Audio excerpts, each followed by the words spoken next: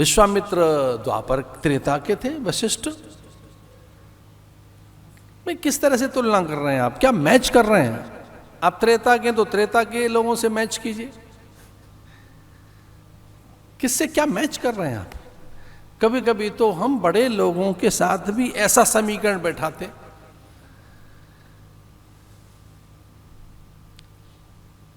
ये ध्यान से सुनने की बात है। सत्संग में आपकी शुद्धता, पवित्रता, दिव्यता, नित्यता, सनातनता, महत्ता प्रकट होगी। मैं भरोसे के साथ कह रहा हूं, सत्संग में जाइए, आप अच्छे बन जाओगे, वो हो जाओगे जो आप हैं, अब वही होकर निकलोगे। उसकी आंच, उसकी तपिश, उसकी उष्णता, उसकी दाहकता आपको नहीं छुएगी। वो अग्नि है, ज्ञानाग्नि, बहुत बड़ी अग्नि है। अग्नियों पर जब विचार हुआ तो बताया कामाग्नि, जठराग्नि, क्रोधाग्नि, कितनी अग्नियां हैं। एक है ज्ञानाग्नि जो दग्ध करती है, आपको जलाती नहीं है, आपको पता भी नहीं लगेगा कि ज्ञानाग्नि ने किस तरह से आपको दग्ध कर रही है। आपके पाप, ताप, संताप, कंदर्प, दर्प, विजातीय, हेय, निंदनीय, असुचि, अमान्य, अग्राह्य, अथवा जो कुछ भी आप में मंद है विलक कर देगी उसको। सत्संगत्वे ने निर्मोहत्वम, निश्चल चित्ते, जीवन मुक्ति, ये सत्संग है। सांवरे से मिलने का सत्संगी बहाना है, उससे मिलने का तो मार्ग ही यही है। सांवरे कर दिया परमात्मा है, वो ईश्वर, उसे प्राप्त करने का सत्संग। इसे महापुरुषों ने कहा कि सत्संग में आलस्य न रहे, और यहां अब सत्संग हो गया है। देखिए, महापुरुषों से संवाद हो गए, परिप्रश्नेन सेवया, गुरु मिले तो प्रश्न करो उनसे, आत्मकल्याण विषयक, आत्म विषयक। अच्छा, एक अनुभव तो हमारा भी है कि गुरुजनों के संग में रहकर आत्मकल्याण तो होता ही है, पर संसार का भी कल्याण हो जाता है। ऐसा है नहीं कि केवल वो वही देंगे और लौकिक सुख नहीं मिलेंगे।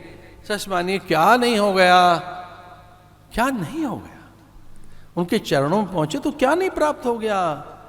आयु, आरोग्य, विद्या, विभूति, वैभव, ऐश्वर्य, न जाने क्या, वो सब दे देंगे। सब ईश्वर की सब संपदा आपके लिए ही तो है, आप उसकी संतान हैं। इसे सारे कार्य सिद्ध होते हैं, सारे सब मना वांछाएं भी, मनोरथ भी। इसलिए हमें ऐसा धर्म नहीं चाहिए जो हमारा लोक न बनाए, केवल परलोक बनाए। सच मानिए, धर्म तो उसी को कहेंगे जो लोक परलोक दोनों संवार दे, जो आपका अहलौकिक और पारलौकिक कल्याण कर दे, उसी का तो नाम धर्म है। और वह सकल सिद्धिदायक है, सर्व भय विनाशनम। ऐसे सूत जी ने कहा, भक्ति के ज्ञान वैराग्य नाम के दोनों पुत्र कथा से जीवंत हो गए। मुखरता आ गई, प्रखरता आ गई, तेजस्विता आ गई, प्राणवंत हो गए, अस्तित्व का बोध हो गया उन्हें, जो मृतप्राय थे।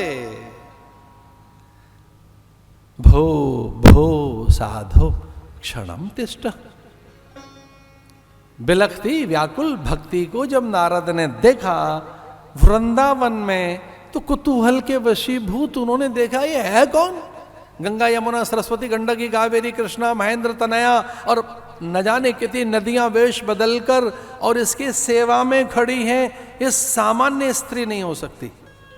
बिलख तो रही है, व्याकुल तो है, थोड़ी चिंतित तो है, बार बार मरे हुए बच्चों का मुंह चूमती है। भैया, ऐसा तो माँ ही कर सकती है, जो अपने पल्लू से पसीना पोंछ दे आपके माथे का, उसे मां कहते हैं। महंगे से महंगे वस्त्र परिधान पर ध्यान नहीं, मां का माथे का वे श्वेद पूरा पोंछ दिया, अंक में भरती है, माथे पर अपने ओठ रख देती है। वात्सल्य से कितनी भीगी है मां अपनी संतति के कल्याण के लिए। तो नारद को लगा, ये है तो तरुणी, बच्चे बूढ़े से हुआ क्या है इनको।